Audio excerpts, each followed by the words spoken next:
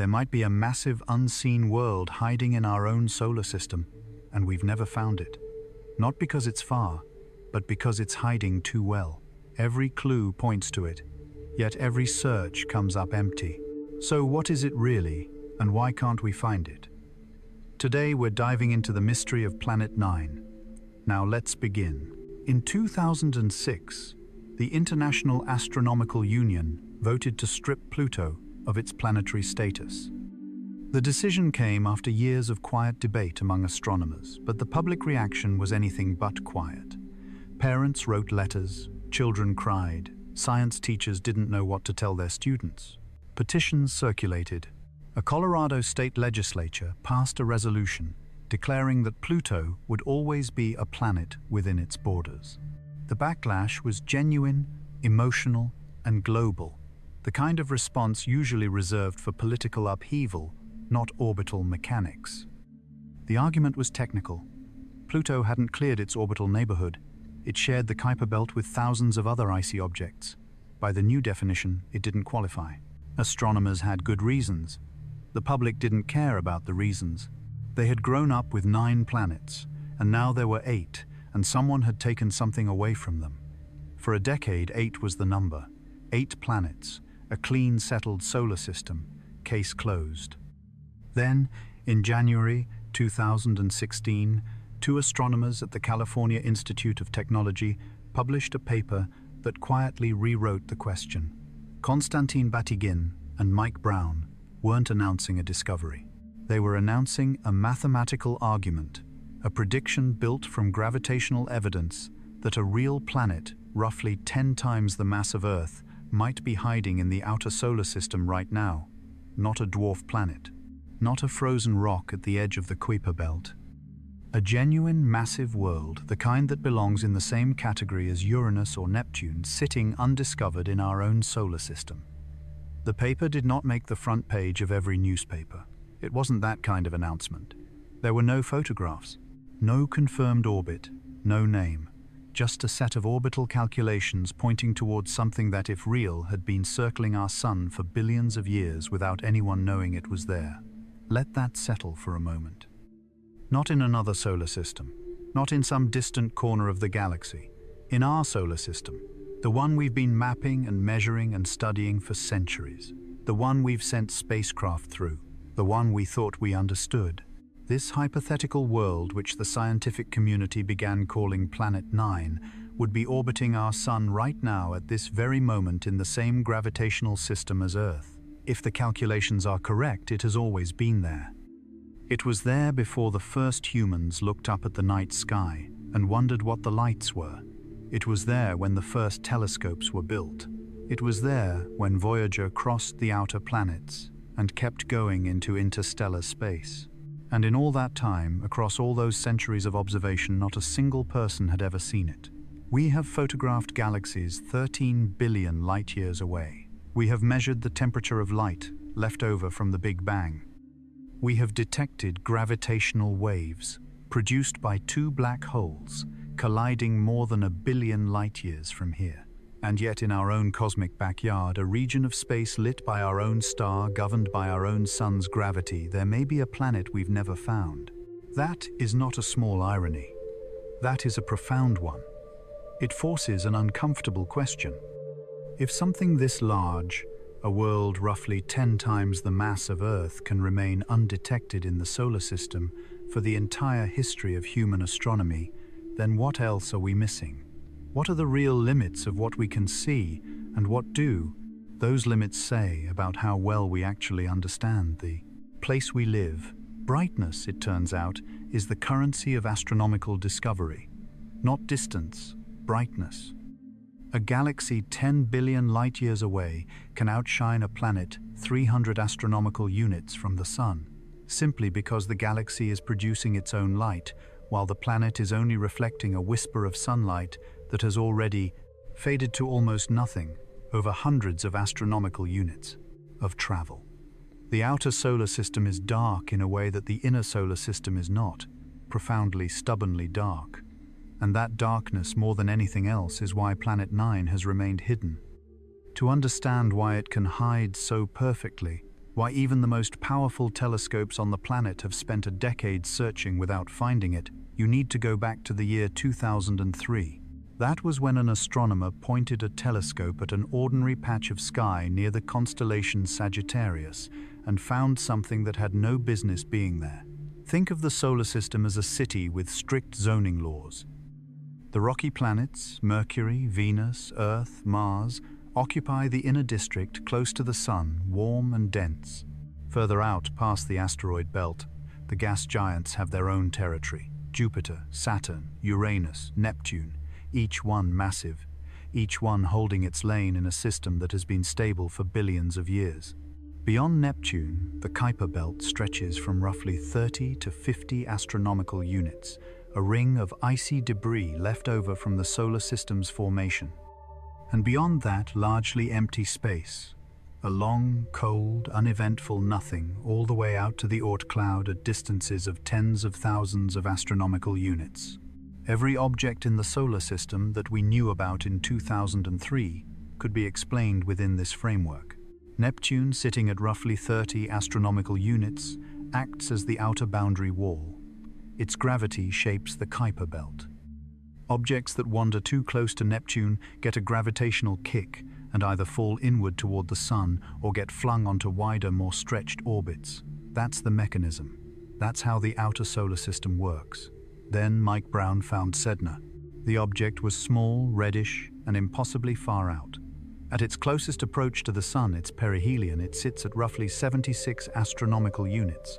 That is more than 2.5 times Neptune's distance at the very nearest. At its farthest point, it swings out to approximately 937 astronomical units, a distance so vast that sunlight reaching it is nearly 900,000 times fainter than sunlight at Earth. It does not belong to the Kuiper belt. It is not a scattered disk object flung there by Neptune. Its closest approach is so far from Neptune that the ice giant's gravity cannot meaningfully interact with it at all. And yet there it sits, locked onto an orbit so elongated, so extreme, that it takes approximately 11,400 years to complete a single journey around the Sun. 11,400 years. The last time Sedna occupied its current position in its orbit, human beings were still transitioning from nomadic hunter-gatherer life into the first agricultural settlements. The concept of writing didn't exist yet. No one had planted a grain of rice. And Sedna had already been circling the Sun for billions of years before that on the same impossible orbit, undisturbed and unexplained. The problem wasn't just that Sedna was far away. The problem was that it had no business being there. The mechanism that creates extreme orbits, Neptune's gravitational influence, couldn't reach Sedna, so something else had put it there. But what? 3 ideas circulated among planetary scientists. The first, a close stellar encounter early in the solar system's history. When the Sun formed roughly 4.5 billion years ago, it was embedded in a dense cluster of young stars. A neighboring star could have passed close enough to gravitationally nudge icy bodies onto stretched extreme orbits, leaving them stranded long after the star cluster dispersed. It was plausible. It was consistent with what we know about star formation. And it could explain a single object sitting in orbital no man's land. The second explanation, the Oort cloud, that vast theoretical shell of frozen debris surrounding the solar system at distances of thousands to tens of thousands of astronomical units, had released Sedna, and it had drifted inward over billions of years. Possible, but Sedna was still far too close to the Sun to truly belong to the Oort cloud. It occupied an uncomfortable middle ground between the Kuiper belt and the inner Oort cloud, a region that models had assumed would be essentially empty. The third idea was the most provocative. A massive, undiscovered body, something large enough to exert significant gravitational influence, was orbiting the Sun at extreme distances and had shepherded Sedna onto its current orbit. Not billions of years ago, during a long-gone stellar encounter. Now, a planet hiding in the dark, actively shaping the outer solar system in ways we hadn't noticed because we hadn't looked. That third idea was too much to build on. One strange object discovered in one patch of sky on one unusual orbit that's an anomaly. Anomalies happen. Space is old and complicated and full of objects that ended up in unexpected places through random gravitational history. Scientists are careful about drawing large conclusions from small samples, and for good reason. So the third hypothesis was noted, filed away, and not taken seriously. And then there was one more detail worth mentioning about Mike Brown. He was not a neutral bystander in the story of planetary reclassification. He was the same astronomer whose discoveries of large Kuiper belt objects had directly triggered the debate that led to Pluto's demotion in 2006. The internet gave him a nickname that followed him for years after the man who killed Pluto. He didn't seem to mind. He even wrote a book about it. But there is a certain cosmic symmetry, or at least a certain satisfying irony, in the fact that the astronomer most publicly associated with taking a planet away from the solar system was also one of the first to start looking for evidence that the solar system had one more than we thought. Perhaps the ledger was always going to balance eventually, but Sedna alone couldn't tip the scales. One object, however strange its orbit, is not enough to rewrite the architecture of the solar system. The hypothesis needed more, and then slowly it got more. Sedna was not alone for long, and that is when things started to get genuinely strange. Sedna was strange, but one strange thing is just a curiosity. Then, in 2012, astronomers Chadwick Trujillo and Scott Shepard discovered another object in the same orbital no man's land. It was designated 2012 VP 113. Its perihelion, the closest point in its orbit to the Sun, sat at roughly 80 astronomical units, even farther from the Sun than Sedna at closest approach. Like Sedna, it existed entirely beyond Neptune's gravitational reach. Like Sedna, nothing in the standard model of solar system dynamics could explain how it ended up there. Two objects, both impossibly distant, both detached from every known gravitational influence in the solar system. That alone would have been worth a paper. But Trujillo and Shepard noticed something that turned a curiosity into a genuine puzzle. These two objects weren't just similar in distance. They were pointing in the same direction. To understand why that matters, you need a brief detour into orbital geometry. Every object orbiting the Sun traces an ellipse. That ellipse has a specific orientation in space. It can be tilted, rotated, angled in any direction. One of the parameters astronomers use to describe that orientation is called the argument of perihelion. It's an angle that describes where within the orbit the object makes its closest approach to the Sun. In a solar system governed only by the 8 known planets, that angle should be essentially random for distant objects. Over billions of years, the slow gravitational nudges of Jupiter, Saturn, Uranus, and Neptune gradually rotate the orbits of distant bodies, spreading their orientations across all possible directions. Given enough time, the arguments of perihelion for a population of distant objects should be evenly distributed, pointing everywhere, no preferred direction. Imagine 6 clock hands, each on a different clock, each running at a slightly different speed. Leave them alone for long enough, and at any given moment, they'll be pointing in completely different directions.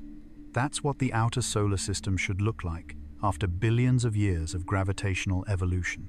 Now imagine all 6 hands pointing north at the same time, for no apparent reason.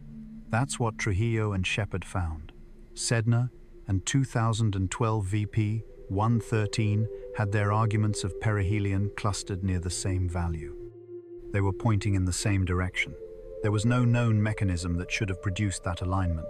The paper they published in 2014 was careful. 2 objects is a thin sample. Patterns in small datasets are notoriously unreliable.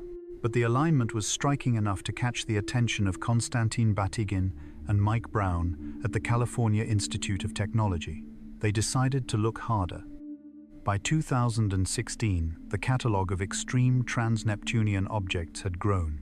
These are bodies with semi-major axes, larger than 150 astronomical units, and perihelia beyond 30 astronomical units, meaning they spend their entire orbits in the deep outer solar system far from Neptune's direct influence.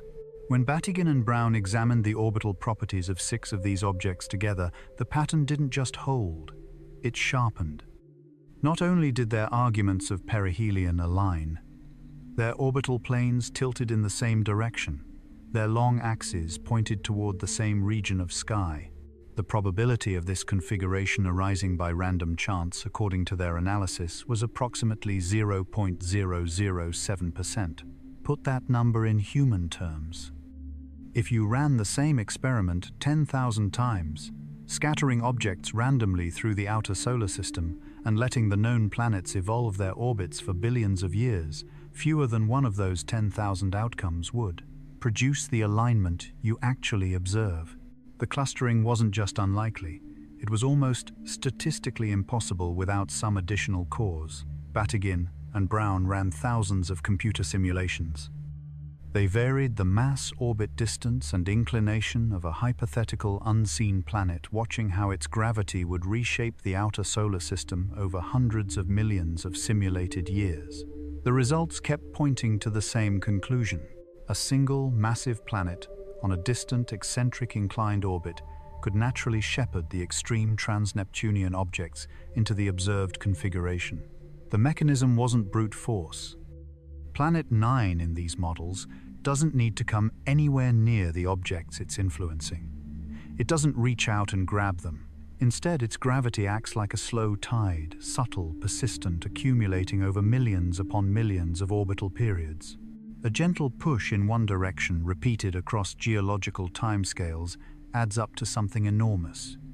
Over time, objects in certain orbital configurations get corralled into alignment. Objects in other configurations get scattered away onto perpendicular paths. This gravitational sculpting is quiet, patient. It works on timescales so long that no civilization has ever watched it happen in real time. But the signature it leaves in the orbital data is unmistakable if you know what to look for. And then came the part that made the hypothesis genuinely compelling rather than merely interesting. Batygin and Brown's simulations didn't just explain the clustering they set out to understand. They made an additional prediction. The same gravitational mechanism that corralled the aligned objects should also scatter some bodies onto highly inclined orbits, paths tilted dramatically out of the flat plane where the 8 known planets travel. Some of these scattered objects the models suggested should end up on orbits nearly perpendicular to the solar system's main disk. Here was the thing, those objects already existed in the data. Astronomers had already observed several trans-Neptunian bodies on extreme high inclination orbits, objects like 2008, KV-42 and others, and had been puzzled by them for years. No existing model explained why they were there. Planet 9's gravitational tide explained them naturally as a direct byproduct of the same mechanism producing the clustering. The hypothesis wasn't just fitting the data it was designed to explain. It was successfully predicting features of the solar system that had been observed independently before the hypothesis existed. That's a much higher standard. That's what a powerful scientific model looks like. In January 2016, Batygin and Brown published their paper. The title was Direct Evidence for a Distant Giant Planet in the Solar System. The scientific community took notice. The public took notice. The hypothesis had a name, Planet 9. If a planet can silently sculpt the orbits of objects hundreds of astronomical units away, reshaping trajectories through nothing but the slow accumulation of gravitational influence across millions of years, then gravity is a far more patient and far-reaching architect than most people ever imagine. In January 2016, the paper was published and it sent a genuine shock through planetary science. But a name and a set of orbital calculations are not a planet. The next question was more fundamental. What kind of world was this exactly, and why would it be out there at all? The 2016 paper gave Planet 9 a gravitational identity. It described where the planet must be, roughly how massive it had to be, and what kind of orbit it was likely following. But it didn't describe a world. It described a set of constraints. Filling those constraints with something physical, imagining what this object actually looks like, what it's made of, how it came to exist, required a different kind of thinking. The initial estimates painted a broad picture. Batygin and Brown calculated a mass of roughly 10 times that of Earth, an orbital period somewhere between 10,000 and 20,000 years. At its closest approach to the Sun, its perihelion, it might come within roughly 280 astronomical units. At its farthest point, it could swing out to approximately 1,100 astronomical units before curving back inward. To make those numbers tangible, consider the scale. If the entire solar system were compressed into a standard football pitch, Neptune, the outermost known planet, would sit at the 30-meter line. Earth would be somewhere near the goalkeeper's box. And Planet 9, at its estimated distance, wouldn't be anywhere on the field. It wouldn't even be in the stadium. It would be standing outside, somewhere down the road, so far from the action that the roar of the crowd couldn't reach it. That is the scale of the solar system's outer darkness. And Planet 9, if it exists, has been orbiting out there the entire time. What kind of planet survives at that distance? The answer turns out to be surprisingly specific. Planets between 1 and 10 times the mass of Earth are by far the most common type found around other stars in the galaxy. The Kepler Space Telescope, which spent years cataloging planets around distant stars, found that this size range larger than Earth, smaller than Neptune, appears everywhere. Other solar systems are full of them. Astronomers call them super-Earths, or mini-Neptunes, depending on their composition, and they are the default product of planetary formation across the galaxy. Our solar system has none. Not one planet in this mass range orbits our Sun. There's a gap in our planetary family, a missing category that every other planetary system seems to fill naturally.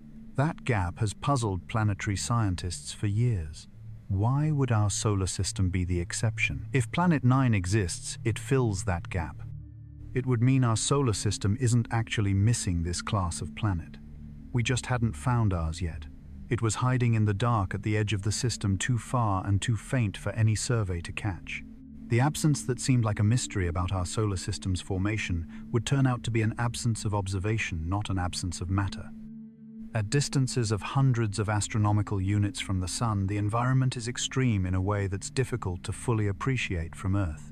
The surface temperature of Planet 9 has been estimated at roughly 28 to 47 Kelvin. That is approximately -246 to -225 degrees Celsius. Every place on Earth, including the coldest recorded point in Antarctica, is hundreds of degrees warmer. Even liquid nitrogen, which we treat as dangerously cold, is far warmer than Planet 9's estimated surface temperature. At those temperatures, virtually every gas that exists on Earth would be frozen solid. Nitrogen, oxygen, carbon dioxide, all locked into ice. The surface, if you could stand on it, would be coated in a layer of frozen material accumulated over billions of years of deep space cold. But the planet would not be entirely dark. Every world retains some heat from the process of its own formation. The energy released when dust and gas and rock collapsed together under gravity and built a planet. That heat leaks out slowly over billions of years, like embers cooling in the dead of night.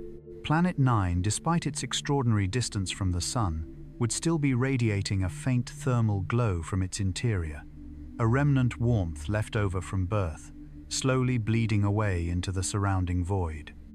This thermal emission peaks at far infrared wavelengths between roughly 50 and 100 micrometers. The human eye can't see it. Optical telescopes can't capture it. But certain space-based infrared instruments in principle could detect it.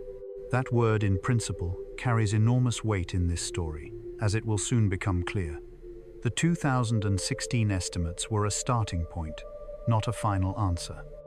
Every year since, as new extreme trans-Neptunian objects were discovered and fed into increasingly sophisticated simulations, the predicted properties of Planet 9 have been revised. The trend has been consistent in one direction: smaller, closer, less inclined. By 2025, a major study by researchers at Princeton used an expanded sample of 51 extreme trans-Neptunian objects and 300 gravitational simulations to produce the most refined prediction to date. Their results suggested a semi-major axis of approximately 290 astronomical units, significantly closer than the original estimate of roughly 700 astronomical units. The eccentricity came down. the inclination sharpened, and the mass dropped to approximately 4.4 times that of Earth. 4.4 Earth masses, not 10, less than half the original estimate. In some ways, this is good news. A closer planet is easier to find. A less eccentric orbit is more predictable. But the mass reduction carries a painful consequence. A smaller planet is physically smaller.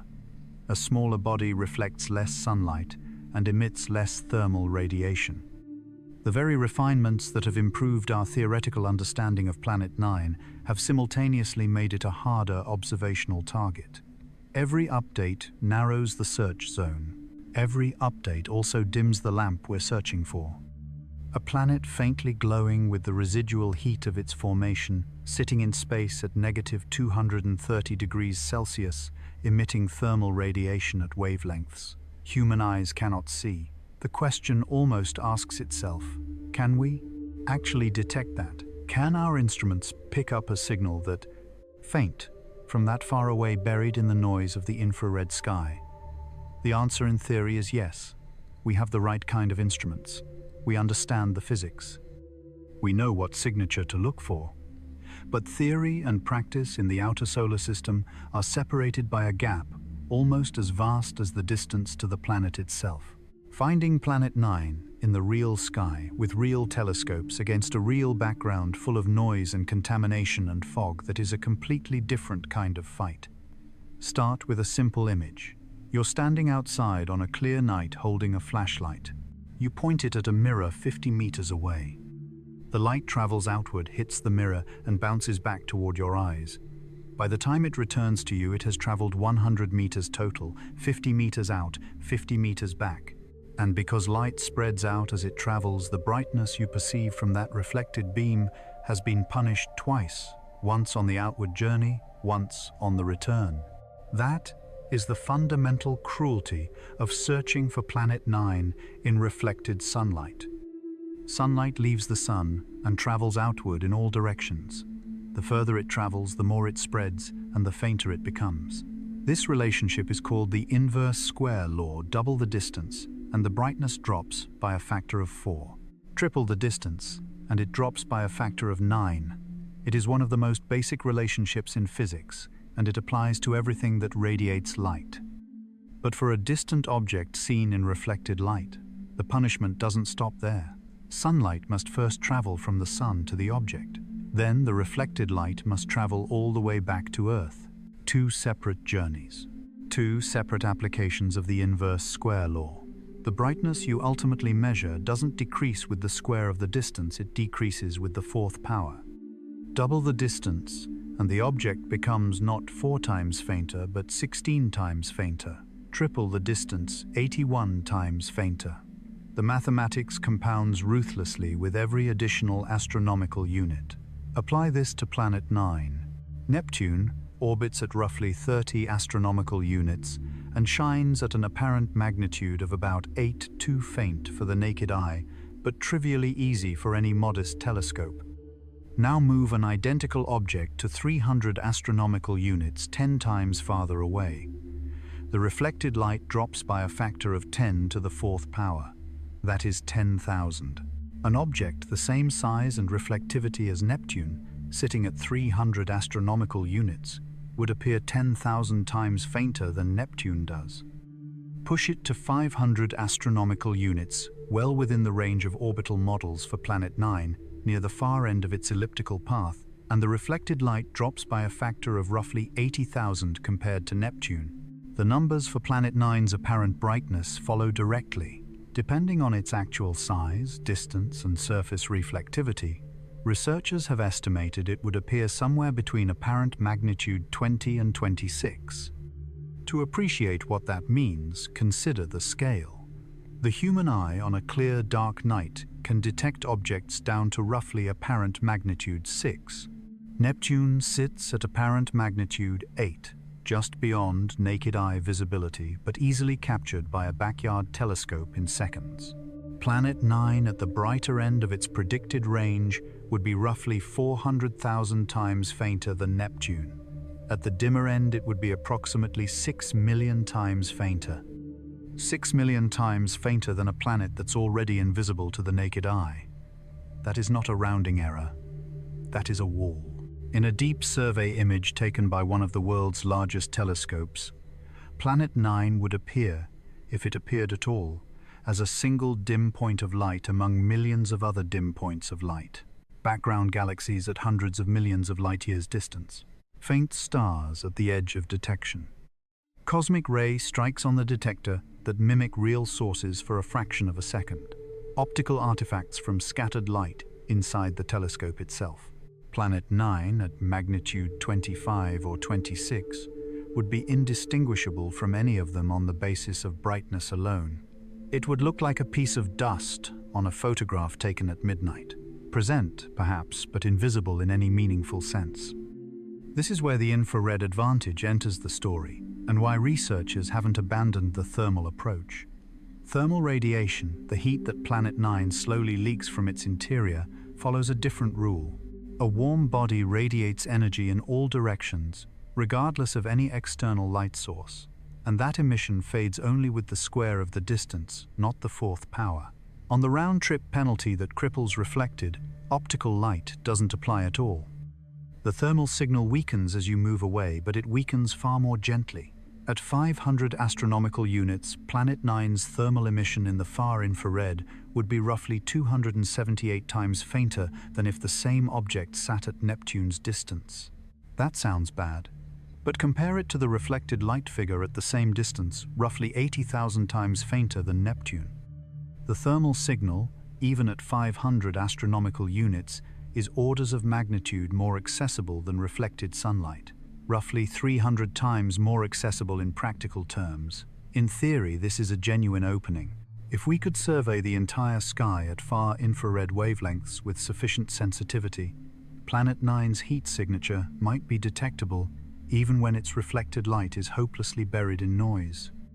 In practice, the far infrared sky is not a clean, dark canvas waiting to be searched. It is a mess. The Milky Way's interstellar medium, the diffuse gas and dust that fills the space between stars, produces something called galactic cirrus. These are wispy, structured clouds of cold dust that glow at exactly the far infrared wavelengths where Planet 9's thermal emission would be strongest, somewhere between 50 and 100 micrometers. Across large portions of the sky, particularly within 20 or 30 degrees of the galactic plane, this cirrus emission is not a faint background to be subtracted.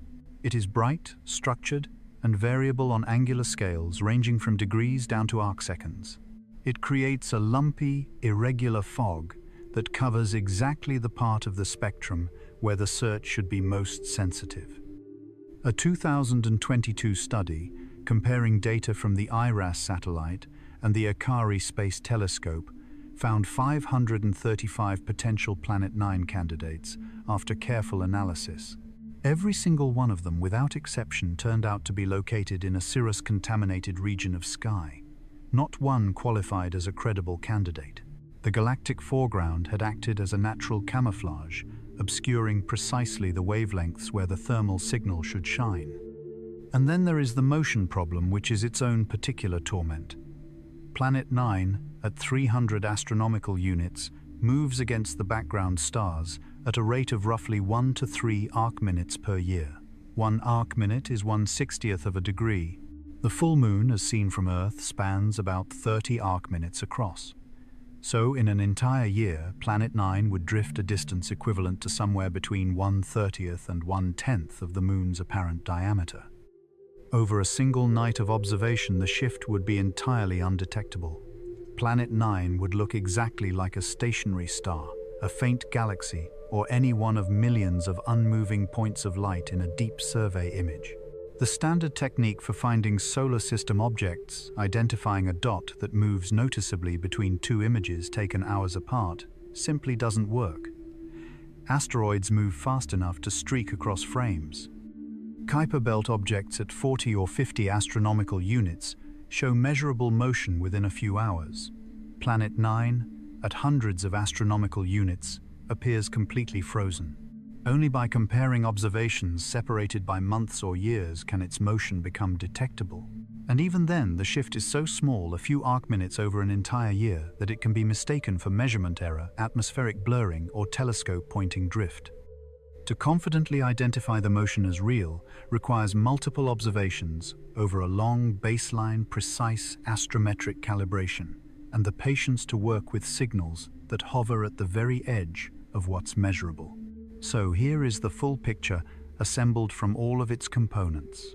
Planet 9, if it exists, is extraordinarily faint in reflected light. Its thermal signal is more accessible but buried under a bright, structured foreground of galactic dust at the exact wavelengths needed for detection. Its motion across the sky is so slow that it looks perfectly stationary on any given night, indistinguishable from the hundreds of millions of background objects in any deep image. And its position in the sky is uncertain enough that no single telescope can simply point at the right spot and wait. It is faint, it is slow, it is hidden behind galactic fog at the most useful wavelengths, and no one knows exactly where to look. If it barely moves and blends completely into the background noise of the universe, how do you tell it apart from a distant galaxy sitting in the same patch of sky, completely unrelated, completely stationary, apparently identical in every measurable way? That is exactly the question that dozens of the world's most powerful telescopes have had to confront one after another for nearly a decade, and their answers have not been simple. The search for Planet 9 has never lacked ambition. What it has lacked consistently and frustratingly is the right tool aimed at the right place at the right time. Since 2016, astronomers have deployed some of the most capable observational instruments ever built against this problem. Each one brought genuine strengths. Each one ran into a wall that its designers never anticipated, not because the telescopes were inadequate, but because Planet 9, if it exists, sits in a region of parameter space that no single instrument was ever specifically designed to reach. The Wide-Field Infrared Survey Explorer, known as WISE, launched by NASA in 2009, was an extraordinary machine. It surveyed the entire sky at infrared wavelengths with sensitivity that no previous mission had matched, cataloging hundreds of millions of sources and discovering everything from nearby brown dwarf stars to distant luminous galaxies. Its extended mission, NEOWISE, continued scanning the sky for years afterward. The results were genuinely important for the Planet 9 search, just not in the way anyone had hoped. WISE ruled out the existence of any planet the size of Saturn within roughly 10,000 astronomical units, and any planet the size of Jupiter within approximately 26,000 astronomical units. Those are significant constraints. They confirm that no hidden gas giant lurks in the Sun's distant neighborhood. But Planet 9 is not a gas giant. At 4 to 10 Earth masses, it sits far below the detection threshold that WISE could reach at the distances in question. The deeper problem was wavelength. Planet 9's thermal emission peaks at far infrared wavelengths between roughly 50 and 100 micrometers. WISE operated primarily between 3 and 22 micrometers, a completely different part of the infrared spectrum. Searching for Planet 9's heat signature with WISE was like using night vision goggles tuned for blue light to find something glowing red. The instrument was sensitive and sophisticated, but it was looking at the wrong color entirely. Pan-STARRS, the Panoramic Survey Telescope and Rapid Response System operating in Hawaii, faced a different kind of mismatch. It is a superb survey telescope for finding things that move: asteroids, comets, near-Earth objects that shift noticeably across the sky within hours or days. Its automated detection pipelines are optimized to flag anything that changes position between consecutive images. In a typical search session, this works beautifully. Asteroids in the main belt move at rates of arc-minutes per hour. Near-Earth objects can cross degrees of sky in a single night. Planet 9 moves at roughly 1 to 3 arc-minutes per year. Over a single night, its displacement against background stars would be smaller than the atmospheric blurring that softens every image taken through Earth's atmosphere. Pan-STARRS' motion detection algorithms, scanning for shifts over hours, would see nothing. Planet 9 would appear in every image as a perfectly stationary point of light, indistinguishable from the billions of stars and galaxies surrounding it. The telescope was never the problem, the timescale was. The Zwicky Transient Facility at Palomar Observatory in California surveys the northern sky every few nights to a depth of roughly apparent magnitude 20.5. It is excellent at finding supernova variable stars and fast-moving solar system objects. But Planet 9, at most of its predicted distances, would sit at apparent magnitude 22 or fainter, comfortably below the single image detection threshold. Not by a small margin, by a meaningful one. The Subaru telescope in Hawaii, equipped with its Hyper Suprime Cam, a wide-field camera mounted on an 8.2-meter mirror, represents one of the most serious dedicated efforts aimed specifically at Planet 9. The camera can photograph a patch of sky roughly 1.5 degrees across in a single exposure, reaching depths sufficient to detect Planet 9 if it happened to fall within the observed field. Teams led by Battigan Brown and their collaborators spent years systematically targeting the highest priority regions of the predicted search area. The results were real progress. Roughly 50% of the predicted parameter space for the nominal orbital model was ruled out. Specific distances and sky locations where Planet 9 could not be hiding were eliminated. 50% sounds like half the problem solved. It isn't. The remaining 50% is not a small region. It spans hundreds of square degrees of sky, and the Hyper Suprime Cam photographs only about 1.5 square degrees at a time. The remaining search area is still an enormous expanse of darkness. Astronomers developed a technique called shift and stack to push deeper than single images allow. The idea is straightforward. In principle, take hundreds of images of the same sky region over many nights, then shift each image by a small amount, corresponding to how much Planet 9 would have moved between exposures, and add them all together. A real planet, accumulating signal across all those stacked frames, would become detectable, even if it was invisible in any individual image. The method works beautifully for Kuiper Belt objects at 40 to 50 astronomical units. For Planet 9, the parameter space of possible shift rates is immense. You don't know the object's exact distance, velocity, or direction of motion. Every possible orbital configuration demands a different shift pattern.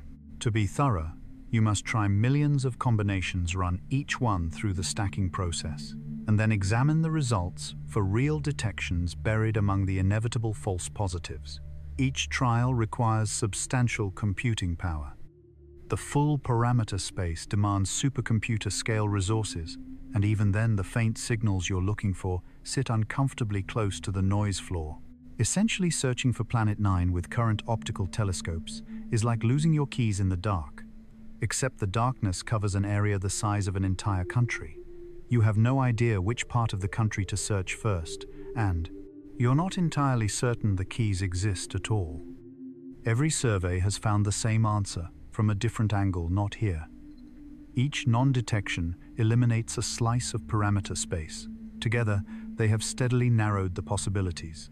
But the remaining space is still large enough to hide a planet for years, perhaps decades longer.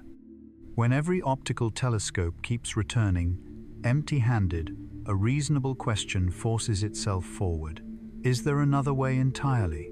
A way to find a planet not through light it reflects, but through something else it might have left behind, something that doesn't require pointing a modern telescope at exactly the right spot on exactly the right night? That question leads to a detective story stretching back to the 1980s, and to a surprising set of findings that emerged in 2025. There is a certain elegance to the idea. If modern telescopes cannot find Planet 9 at its current position, if it is too faint, too slow, too buried in the noise of the present-day sky, then look for it in the past. Dig into archives from decades ago when Planet 9 occupied a different point along its vast elliptical orbit, and search for a trace it left behind without anyone realizing it. This is not a metaphor. It is a literal research strategy, and in 2025, it produced the most tantalizing results the search has ever generated. The foundation rests on two surveys that are unique in the history of astronomy. The infrared astronomical satellite, known as IRAS, launched in 1983 and conducted the first comprehensive all-sky survey at far infrared wavelengths. It operated for just 10 months before its liquid helium coolant ran out, but in that time, it scanned the entire sky and produced a catalogue of hundreds of thousands of infrared sources. Nearly a quarter century later, in 2006, Japan's Akai Space Telescope conducted a second all-sky infrared survey, more sensitive than IRAS, with better angular resolution covering similar wavelengths. These two surveys are the only far infrared all-sky maps humanity has ever produced. Nothing comparable exists between them, and nothing comparable has been launched since. Together they represent two snapshots of the entire thermal sky, separated by 23 years. 23 years is a long time in human terms. In planetary terms, it is a measurable window. Planet 9, at several hundred astronomical units from the Sun, would drift along its orbit by approximately 1 degree over that span, a small angular shift, but a detectable one given careful analysis. If Planet 9 appeared in the IRAS data at one position and reappeared in the Akai data at a slightly offset position, consistent with slow orbital motion, that pair of detections would be a candidate. In April 2025, a team led by Terry Long-Fan working with researchers from Taiwan, Japan, and Australia published the results of exactly this kind of search. They didn't simply cross-match every source in both catalogues that would have produced millions of coincidental pairings with no physical connection. Instead, they worked within a specific sky region, identified by orbital simulations as a high-probability location for Planet 9. They filtered candidates through 9 separate astronomical catalogues to eliminate known background sources. They imposed spectral criteria requiring that any candidate's brightness ratio between wavelength bands match what a cold planetary body would produce, rather than a galaxy or a dust cloud. And they applied a critical behavioral test. A real, slowly moving body should appear in Akai scans taken on the same day, but be absent from scans of the same sky region taken months later, when the object had drifted to a different position. Starting from an initial pool, they worked down to 13 candidate pairs. One by one, 12 were eliminated through visual inspection contamination from background sources. Imaging artifacts confused emission in crowded sky regions. One survived the full analysis. A single source appearing in the IRAS data at one position, reappearing in the Akai data at a slightly different position, with an offset matching the expected drift of a distant body over 23 years absent from later Akai. Scans of the same region taken 6 months afterward.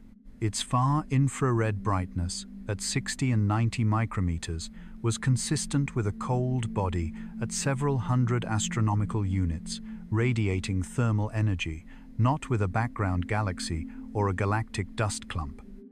The team described it as a strong candidate, not a confirmed detection, a strong candidate.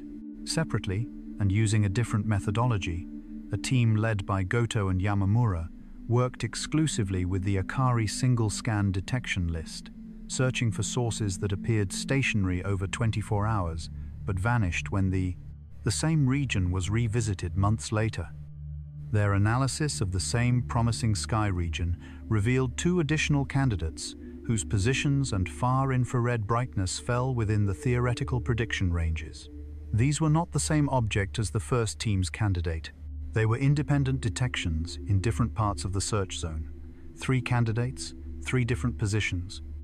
3 separate lines of analysis, each using different data or different methods, each arriving at a source that behaves the way a slowly moving thermal body should behave. They cannot all be Planet 9, they are in different locations and there is only one Planet 9. But collectively, they suggest something important. The archival infrared data contains real signals that previous analyses overlooked. The researchers estimated there was approximately a 40% probability that Planet 9's thermal signature was detectable somewhere in the unresolved residuals of these 2 surveys. 40% is not a discovery. It is not even a probable detection. But it is enough to justify serious follow-up, and it is more than any previous search had ever produced. It raised a question that sits at the edge of both science and irony. We have been sending infrared telescopes into space since 1983. We have been building all-sky catalogues of thermal sources for 40 years. Is it possible that Planet 9 has been sitting in that data the entire time, photographed, catalogued, filed away, and never recognized for what it was?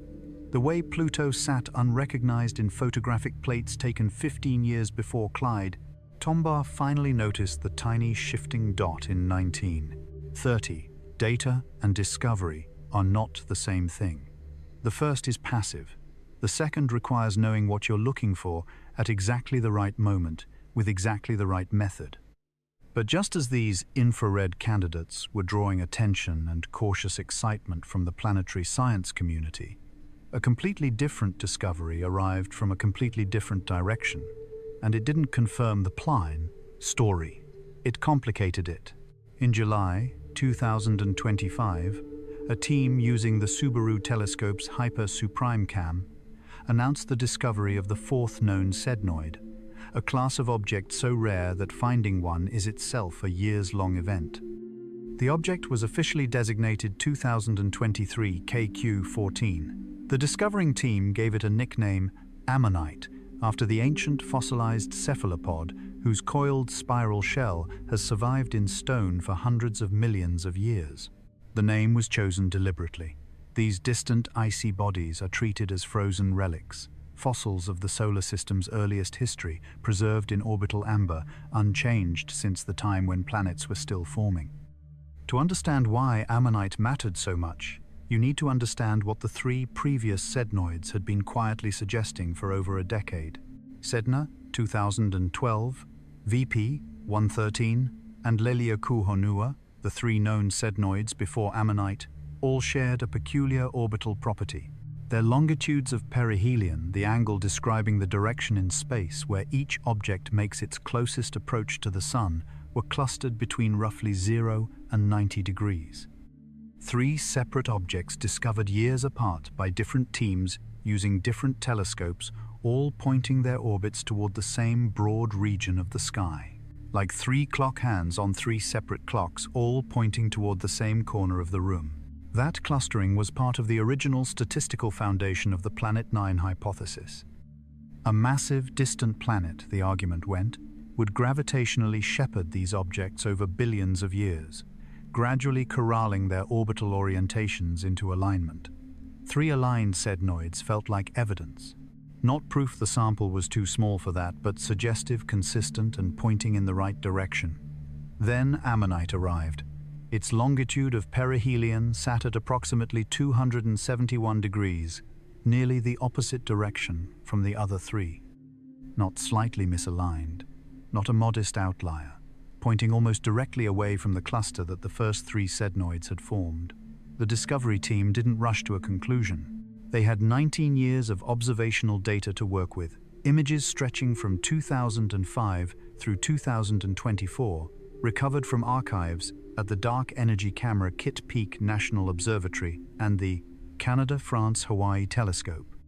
That baseline allowed them to determine Ammonite's orbit with high precision, semi-major axis of roughly 252 astronomical units, eccentricity of approximately 0.74, perihelion distance of 66 astronomical units, the third most distant perihelion among all known trans-Neptunian objects. At its farthest point, it swings out beyond 400 astronomical units. More importantly, the orbital simulations confirmed that Ammonite's current orbit has been dynamically stable for 4.5 billion years. It has not been recently perturbed. It has not drifted into its current orientation through some recent gravitational interaction. It has been sitting on essentially this same path since the solar system was young, since the Sun was still surrounded by the disk of gas and dust from which planets were forming. The simulations produced one genuinely surprising result. When the researchers ran the orbital histories of all four sednoids backward through 4.5 billion years of gravitational evolution, they found that approximately 4.2 billion years ago, roughly 300 million years after the solar system formed, all four objects may have shared a similar orbital alignment. Over the billions of years since the slow differential precession of their orbits, caused by the gravitational influence of the known giant planets, had gradually spread them apart. Ammonite had simply precessed further from the original cluster than the others. This result opened two very different doors, depending on what you already believed about Planet 9.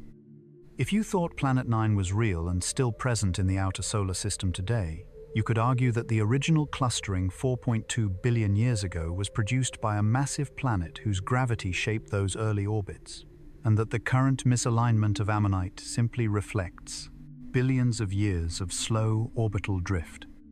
In this reading, Planet 9 is still out there, but perhaps farther than some models suggested, sitting at distances around 500 astronomical units, far enough that its current gravitational influence doesn't disrupt Ammonite's long-term stability. If you were skeptical of Planet 9, Ammonite handed you a more unsettling argument. The rogue planet encounter model had been circulating in the literature for years. A massive body passed through the outer solar system during its turbulent youth, scrambled the orbits of primordial icy objects into a temporary alignment, and then departed, ejected by gravitational interactions with the giant planets now wandering in the space between stars. In this scenario, the gravitational fingerprint was left by something that no longer exists in our solar system. The alignment is a fossil, not an ongoing process. Planet 9 in this reading was real once and is gone. The statistical consequences of Ammonite were immediate and uncomfortable for Planet 9 supporters. 3 aligned sednoids, and one pointing nearly the opposite direction, is a very different dataset from 4 aligned sednoids. A sample of 4 objects cannot statistically distinguish between a planet that is actively present and one that left its mark billions of years ago and vanished. The pattern that once felt suggestive now felt fragile. One object had shifted the picture considerably. Yukun Huang, who conducted the orbital simulations for the Ammonite study, stated directly that the misalignment lowered the likelihood of the Planet 9 hypothesis, as traditionally framed, and suggested that the rogue planet encounter model deserved more serious consideration. The language was measured as scientific language tends to be, but the implication was clear. The 4th sednoid had weakened the case that the first 3 had helped build.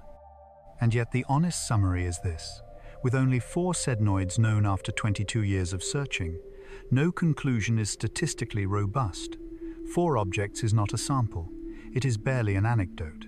The entire debate present, planet versus ancient visitor, ongoing sculpting versus frozen fossil, hinges on a dataset that fits comfortably on the fingers of one hand.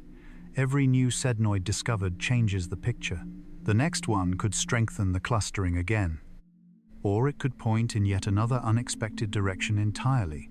If Planet 9 was ejected from the solar system, billions of years ago, flung outward by a gravitational encounter with Jupiter or Saturn during the chaotic early period of giant planet migration, then it is no longer orbiting our Sun. It is somewhere in the cold space between stars, following a path that leads nowhere in particular, carrying no memory of the system it once belonged to, completely alone, completely dark, beyond any hope of detection.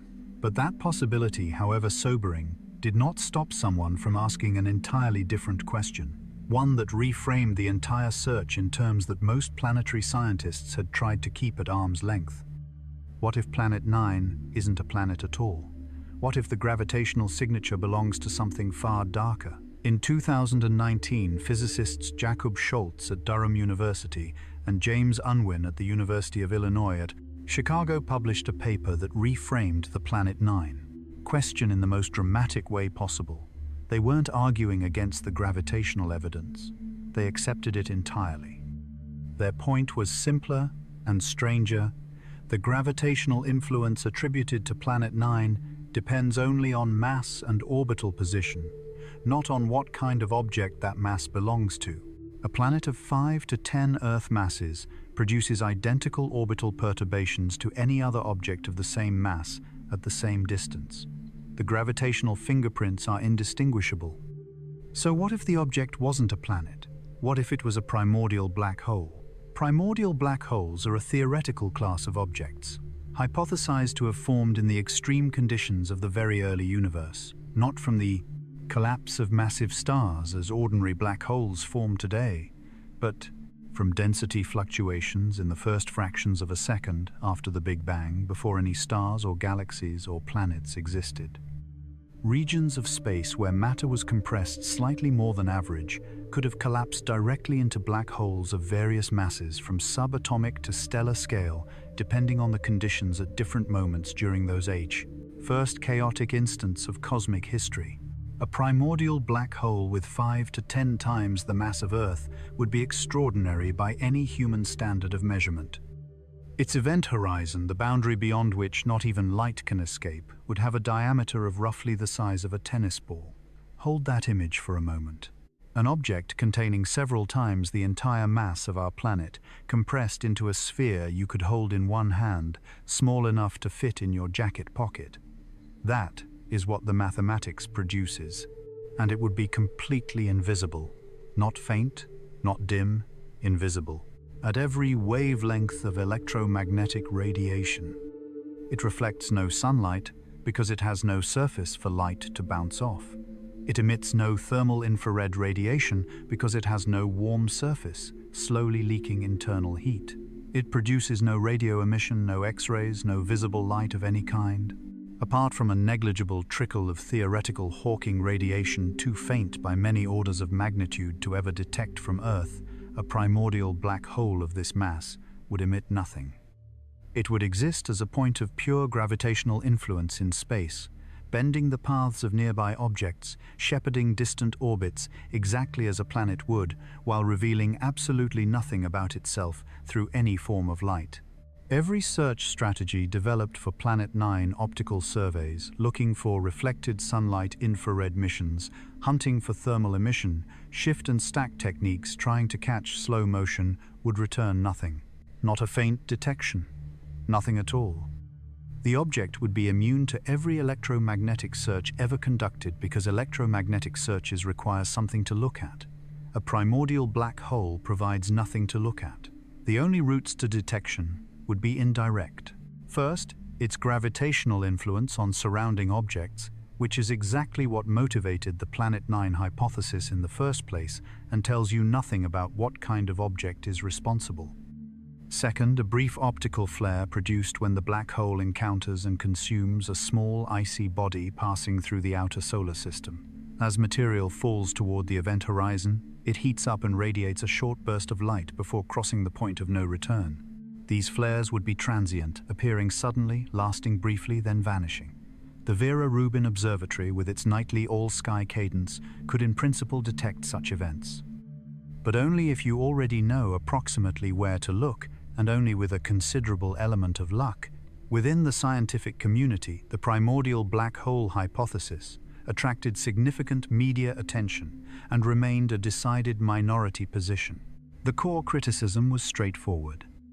The hypothesis explains nothing that the planet model doesn't already explain, while requiring an entirely separate set of unverified assumptions that primordial black holes of this mass exist, that they are present in the solar system, in meaningful numbers, and that one happened to be captured into a solar orbit. It adds complexity without adding explanatory power. As Konstantin Batygin noted when the paper appeared, a planet is a far simpler explanation, and simpler explanations are preferred until evidence forces a more complicated one. But the hypothesis carries one scientific value that transcends its minority status. It sharpens the stakes of the 2025 infrared candidates considerably. If follow-up observations confirm that one of those far infrared sources is a real, moving, thermally emitting body at several hundred astronomical units from the Sun, the primordial black hole scenario is eliminated immediately. Black holes do not have surfaces. They do not emit far infrared thermal radiation. A confirmed thermal detection would mean the object is a physical body, something with mass, temperature, and a surface radiating heat into space. That single result would narrow the field of explanations dramatically. This is why the infrared candidates matter beyond their immediate implications for Planet 9. Each one, if confirmed, is not just a potential detection. It is a potential eliminator of alternative hypotheses. Science advances through elimination as much as through discovery. If a tennis ball-sized object, containing 5 to 10 Earth masses, is orbiting our Sun right now, invisible, silent, detectable only through the curvature it introduces into the paths of distant icy bodies, the question of whether we could sense its presence in any way is not rhetorical. It is one of the most practically difficult problems in modern observational astronomy. Whether the answer involves a planet or something stranger, it can only come from one direction. A single instrument, newly operational with capabilities unlike anything that has come before. And that instrument has just opened its eyes for the very first time. On the evening of June 23, 2025, on the summit of Cerro Pachón in Chile, at an elevation of 2,650 meters above sea level, a new telescope opened its eyes. For the first time, the Vera C. Rubin Observatory captured its first images of the southern sky and released them to the world. The moment had been more than 2 decades in the making. Planning began in the late 1990s. Construction started in 2015. A global pandemic pushed the timeline back by years. But when the observatory finally achieved first light, everyone in the astronomical community understood that something had genuinely changed. The instrument at the heart of the observatory is the largest digital camera ever built for astronomical research. It contains 3,200 megapixels spread across 189 individual sensors. It weighs more than 2.8 metric tons, roughly the size of a small car. When mounted inside the Simony Survey telescope, an 8.4-meter optical system designed specifically for wide-field imaging, this camera can photograph a patch of sky 3.5 degrees across in a single, 15-second exposure. To put that in perspective, the full moon, as seen from Earth, spans roughly half a degree across the sky. A single Rubin exposure covers an area equivalent to approximately 40 full moons captured in the time it takes to read a short paragraph. The comparison to its predecessors is stark. Tasks that required the Subaru Hyper Supreme Cam, an entire year of dedicated observing time the Vera Rubin Observatory can accomplish in a matter of nights. Not because the mirror is dramatically larger, the apertures are comparable, but because the field of view is vastly wider and the operational cadence is relentless. The observatory's primary program is the Legacy Survey of Space and Time, a 10-year project designed to photograph the entire accessible southern sky repeatedly every few nights for a full decade. Every night of full survey operations generates approximately 20 terabytes of raw data. Over the course of the survey, the total archive will dwarf every previous astronomical survey ever conducted combined. The system is designed to issue up to 10 million automated alerts within 60 seconds of detecting any change in the sky. A new supernova, a moving asteroid, a variable star, or a faint point of light that shifted position since the previous night. 10 million alerts per night. Every night, for 10 years, the astronomers working with this data will need considerably more algorithmic firepower than caffeine. But the feature that matters most for the Planet 9 search is not raw data volume. It is the way Rubin detects motion. Previous surveys took snapshots and compared them over gaps of hours or days looking for objects that had moved noticeably. Planet 9, at hundreds of astronomical units, moves too slowly for that approach. Over a single night, it is effectively stationary. Over a week, its displacement is smaller than most measurement uncertainties. Rubin's approach is different. By comparing each new nightly image against a deep reference template built up from months of prior observations, the system can detect objects that shift position by tiny amounts over long baselines. A slowly moving body accumulates a trail of detections, appearing slightly west of its previous position, 1 week slightly further west the next, building a pattern over months that no single snapshot could reveal. The longer the baseline, the clearer the signal.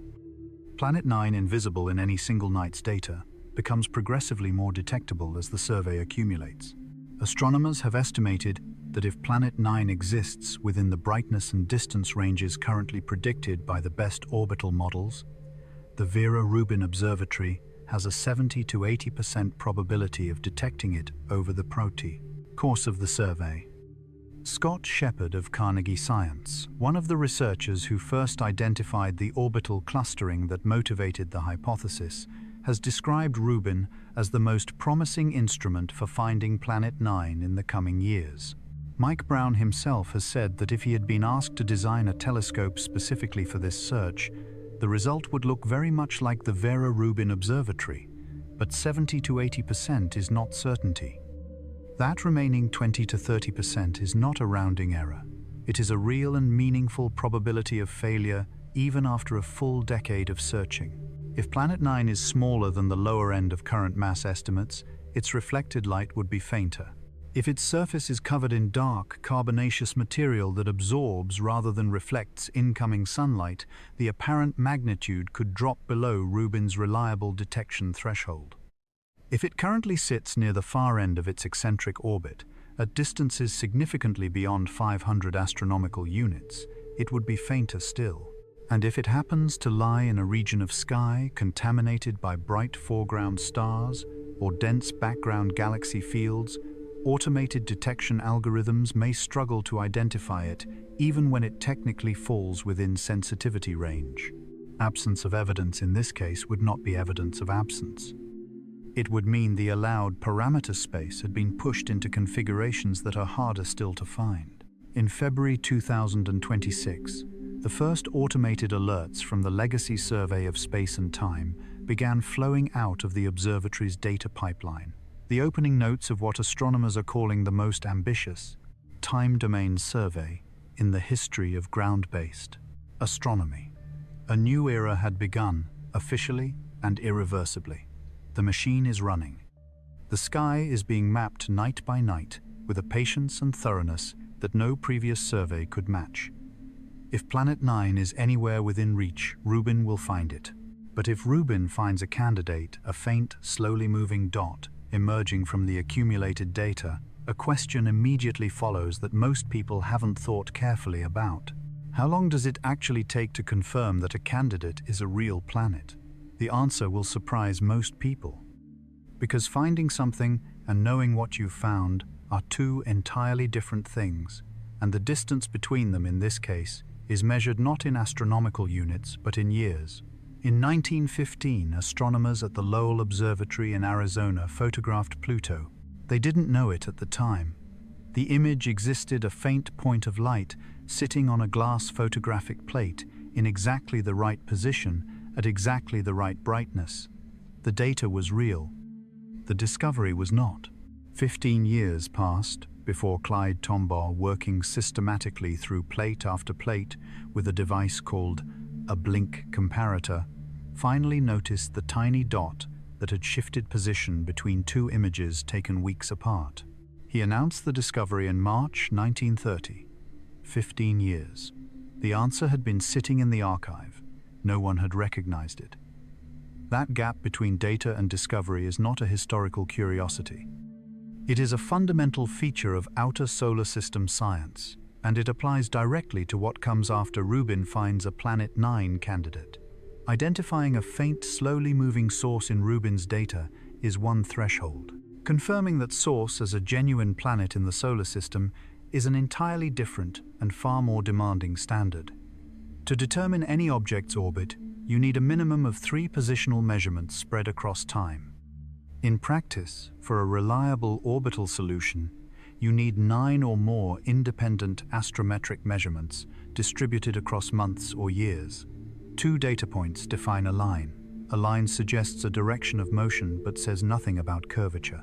A Keplerian orbit is an ellipse described by 6 independent parameters: semi-major axis, eccentricity, inclination, longitude of ascending node, argument of perihelion, and mean anomaly. Fitting 6 parameters from 2 or 3 measurements produces enormous uncertainty. You need time and a lot of it. For Planet 9 at 300 or more astronomical units, time is the scarcest resource of all. Each year, Planet 9 drifts by only a few arc-minutes against the background stars. Over 10 full years of Vera Rubin observations, an entire survey lifetime, the total accumulated arc would represent less than 0.1% of the complete orbit. The object would appear to move in what is almost perfectly a straight line across the sky, with only the faintest, most subtle hint of curvature betraying the elliptical nature of its path.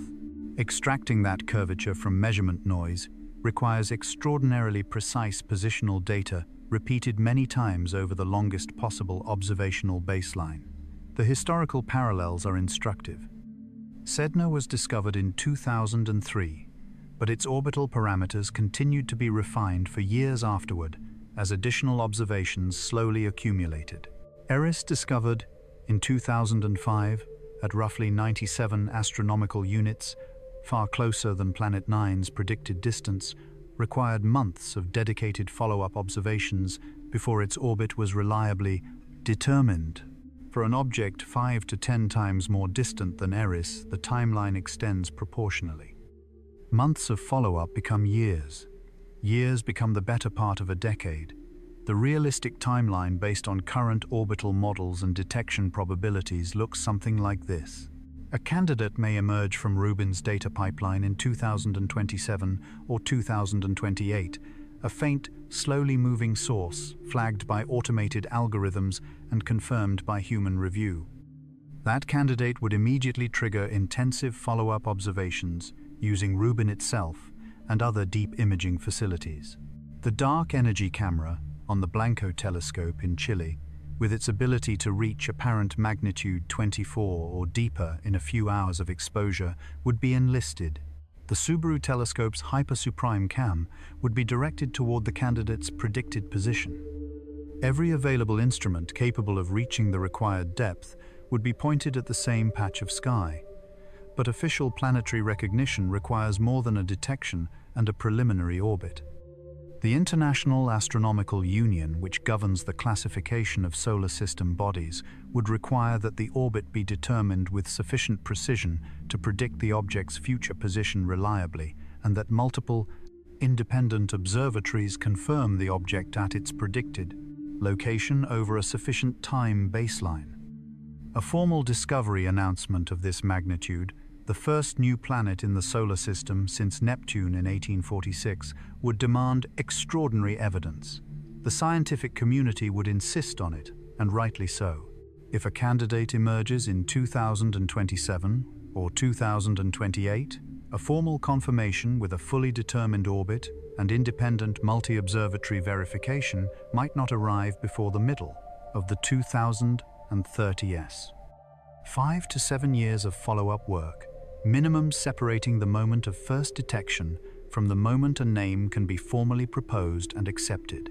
During those intervening years, the candidate would exist in a state of liminal scientific status. Too compelling to ignore, too uncertain to celebrate. Media coverage would oscillate between excitement and skepticism with every new data point.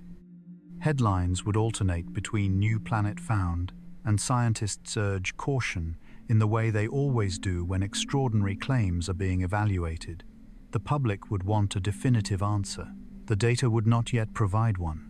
As for the name itself, that process is governed by the International Astronomical Union's Committee on Small Body Nomenclature and Working Group for Planetary System Nomenclature.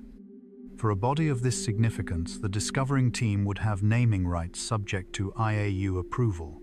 Given that previous objects in the outer solar system have been named after underworld deities from various mythologies, Sedna from Inuit tradition, Eris from Greek mythology, Makemake from Rapa Nui tradition, a Planet 9 name would likely follow a similar convention. Which specific mythology, which specific deity, and which name would ultimately be accepted remains entirely open. It would be one of the more pleasant arguments in the history of planetary science. But all of that lies downstream of a more fundamental question, one that doesn't get asked often enough because it is more unsettling than the prospect of finding the planet. What if the search succeeds in the most complete way possible and still finds nothing? That question is not a failure mode. It is potentially the most scientifically important outcome of all. Every search ends in one of a few possible ways. For Planet 9, each outcome carries its own weight, and none of them is trivial. The first scenario is the one everyone hopes for. The Vera Rubin Observatory, or some combination of instruments working in parallel, identifies a faint, slowly moving source at several hundred astronomical units. Follow-up observations confirm the motion. The orbit is determined over years of careful astrometry. Independent observatories recover the object at its predicted position.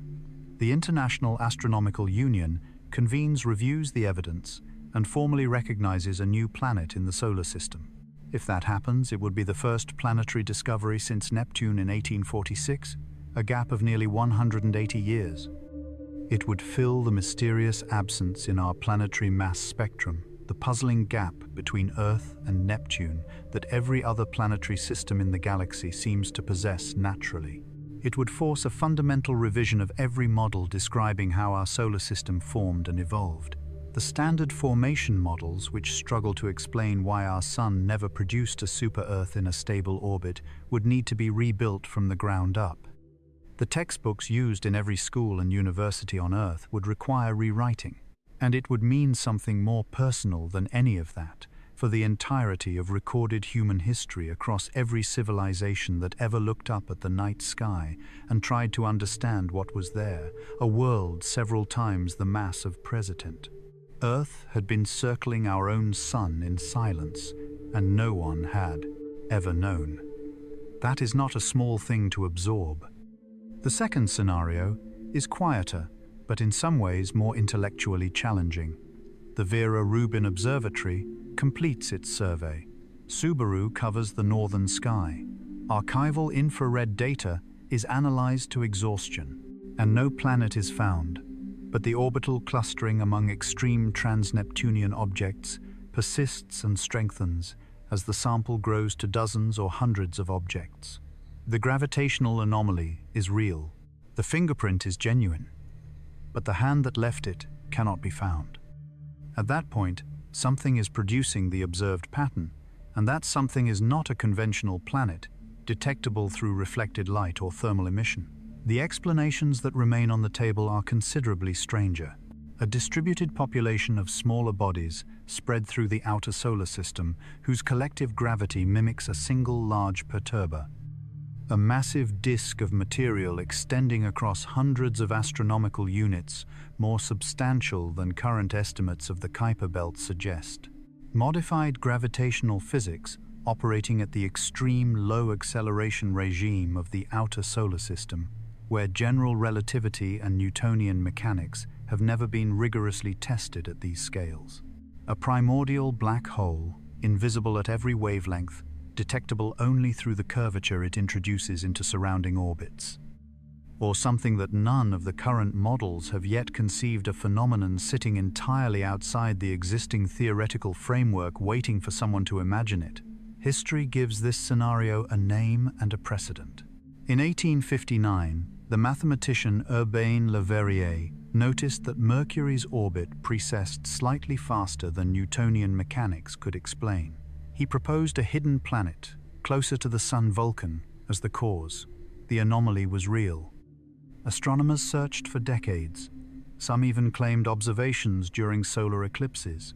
Vulcan did not exist. The explanation arrived in 1915, when Einstein's general theory of relativity showed that the curvature of space-time near a massive object naturally produces exactly the precession Le Verrier had measured. No additional planet was needed. The universe had delivered an answer that wasn't among the original options. A genuine anomaly had pointed not toward a missing object, but toward a missing piece of physics. The outer solar system may be preparing something similar. The gravitational anomalies are real. The question of what produces them remains genuinely open. The third scenario is the most deflating and perhaps the most instructive. As the Vera Rubin Observatory adds thousands of new trans-Neptunian objects to the catalogue, and it will tens of thousands of them over 10 years, the orbital clustering that motivated the Planet 9 hypothesis may simply fade. As the sample expands from a few dozen objects to hundreds, the statistical alignment that looked compelling with a small dataset might dissolve into a uniform distribution, pointing in no preferred direction. Planet 9 in this outcome was never needed. The apparent clustering was a product of sparse data and observational bias, the result of telescopes that surveyed certain parts of the sky more thoroughly than others, creating an illusion of alignment among objects that were actually distributed randomly. This would be a significant scientific lesson, not a failure. It would be a demonstration of how easily small samples mislead even careful researchers, of how the human mind finds patterns in noise, of how observational bias, invisible to the observer, can masquerade as physical reality for years before a larger dataset exposes it. Science advances by being wrong in ways that teach something, and this outcome would teach something important about how we interpret sparse data from unexplored territory. But there is a dimension to this story that rarely gets discussed regardless of which scenario unfolds. Even if Planet 9 is confirmed, even if it is not found, even if the clustering dissolves entirely, the region of space between 200 and 1,000 astronomical units remains one of the least explored territories in all of Odyssey. Science. We have mapped the surfaces of Martian craters in centimeter-scale resolution. We have sent spacecraft through the outer planets and beyond. We have catalogued billions of stars in our galaxy and measured the large-scale structure of the universe across billions of light years. And yet the space surrounding our own sun, at distances of a few hundred astronomical units, is in practical terms almost completely unknown. We know more about the surface features of galaxies 10 billion light-years away than we know about what is orbiting our own star at 300 astronomical units. The reason is stark and simple. Those galaxies are producing their own light. The outer solar system is dark. Brightness, not distance, determines what we can see, and the outer solar system is extraordinarily dim. Ammonite discovered in 2025 is almost certainly not the last surprise waiting in that darkness. It is a single specimen from what may be a vast, largely uncharted population of primordial objects, bodies that have been orbiting the sun since before Earth had continents preserved on their original trajectories by the cold and the portent. Silence of the deep, outer system. Each one carries information about the solar system's earliest history. Each one is a fossil in the truest sense, and we have found 4 of them in 22 years of looking. The honest reckoning is this. Our solar system, the one place in the universe we assumed we understood completely, the one we have been observing for thousands of years, the one we live inside, still holds secrets large enough to include an entire world. Planet 9 may be real. The evidence is suggestive. The search is more capable now than it has ever been. But the outer solar system does not owe us a quick answer, and the darkness beyond Neptune is under no obligation to yield its contents on our schedule. The search is teaching us something deeper than any single discovery could. It is teaching us where our knowledge actually ends. Not at the edge of the observable universe, not at the boundary of some distant galaxy cluster, but right here in our own backyard, at distances our fastest spacecraft would take thousands of years to reach. The frontier is closer than we thought, and stranger, and far less mapped. Somewhere out there, in the region where the sun has shrunk to just a star brighter than the others, but not by much, there may be a world that has been circling in complete silence since before the first living cell divided on Earth. It does not know we exist. We are not certain it exists. And that mutual ignorance stretched across hundreds of astronomical units of cold, dark space is perhaps the most honest summary of where we stand. That is the most extraordinary thing about science. Not what it has found, what it is still looking for. If Planet 9 exists, and one day receives a formal name drawn from the mythology of some ancient culture, honoring a deity of darkness or distance, or the sea, what name do you think it deserves?